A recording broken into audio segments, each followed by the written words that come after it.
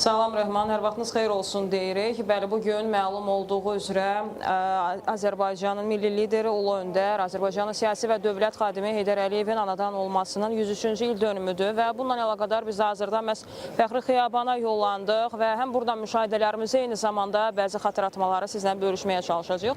Hazırda əslində səhər saatlarından etibarən burada kifayət qədər çox insan axını müşahidə olunur deyə bilərik. Belə ki, həm dövlət rəsmilərinin, eyni zamanda bəzi vətəndaşların da biz burada gəlişini müşahidə eləyə bilirik və insanlar gül dəstələri ilə Ulu Öndərin məzarını ziyarət edirlər və bu da əslində məhz ona olan hörmətin və ehtiramın göstəricilərindən, bariz nümunələrindən biri olaraq qiymətləndirilə bilər və hazırki məqamda elə kadrları da sizlə bölüşməyə çalışacağıq və burada bəli, hazırda dövlət rəsmilərinin, eyni zamanda qeyd etdiyimiz kimi digər vətəndaşların da gəlişini müşahidə eləmək mümkündür və digər tərəfdə isə məhz insanlar sırayla növbəli şəkildə əraziyə daxil olurlar və bəzi xatırlatmalar eləyək. Belə ki, 1993-cü il oktyabrın 3-də ümumxalq səsi verilməsi nəticəsində Heydər Əliyev Azərbaycan Respublikasının prezidenti seçildi. Onun Azərbaycan rəhbərliyinə qayıdışı ilə ölkənin ictimai, siyasi, sosial, iqtisadi, elmi, mədəni həyatında, beynəlxalq əlaqələrində dönüş yarandı və Azərbaycan dövlətçiliyinin mövcudluğuna böyük təhlükə olan 1994-cü il və 95-ci il dövlət çevrilişlərinin, çevrilişi cəhdlərinin daha dəqiq desək qarşısı alındı, dövlət müstəqilliyi qorunub saxlandı. Eyni zamanda Heydər Əliyev Azərbaycanın zəngin neft və qaz resurslarından səmərəli şəkildə istifadə edərək çox güclü siyasi hakimiyyət qura bilmişdi.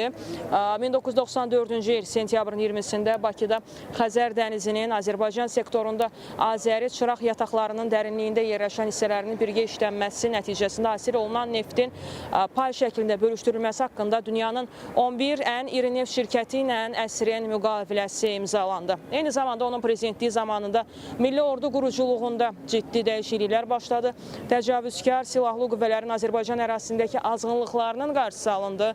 Qəddar düşmənə əks zərbələr endirildi və 1994-cü ilin mayında Ermənistan-Azərbaycan Dağlıq Qarabağ münaqişəsinin həllində 2 mərhələ kimi cəbhə xəttində atəşkəs elan edilməsinə də nail olundu və 1995-ci ilin noyabrında referendum yolu ilə Azərbaycan Respublikasının ümumbəşəri demokratik dəyərləri özündə əks etdirən konstitusiya qəbul edildi. 1995 və 2000-ci illərdə çoxpartiyalılıq əsasında demokratik parlament seçkiləri keçirildi.